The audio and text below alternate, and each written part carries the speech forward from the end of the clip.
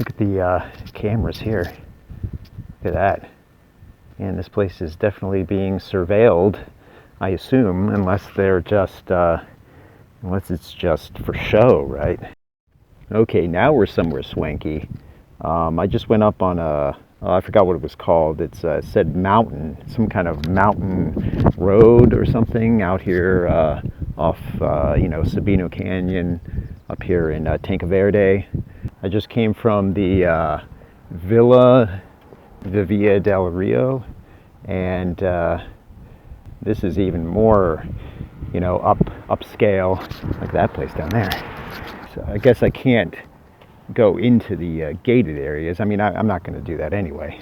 But yeah, just some interesting stuff, around there. And look at this view down here, this mountain. There's some nice, properties down there, I think. I guess those are maybe condos down there. I don't know what that is.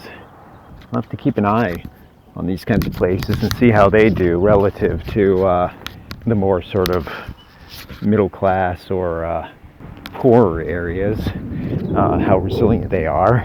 Maybe it depends on what kind of assets these people have. I mean, you can be rich in different ways, right?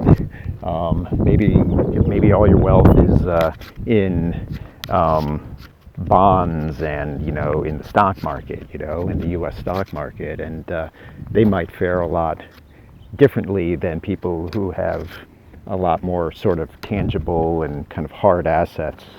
And maybe it's generating rental income or something like that. Maybe you also have gold and silver, right? That's probably one of the more optimistic assets that you can have, going forward into this new economy, post-2020 economy. Look at the cameras here. Look at that.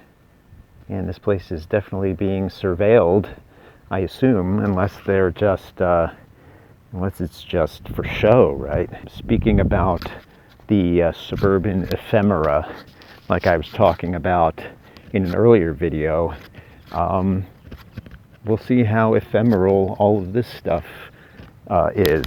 This is way out, or way east of central Tucson, so it's pretty far from anything that substantial or central to anything. So all of this kind of development, far-flung development, even a lot of the wealth that's invested within these developments in these areas is very reliant on the kind of economy that we've had for the last 20 to 30 years.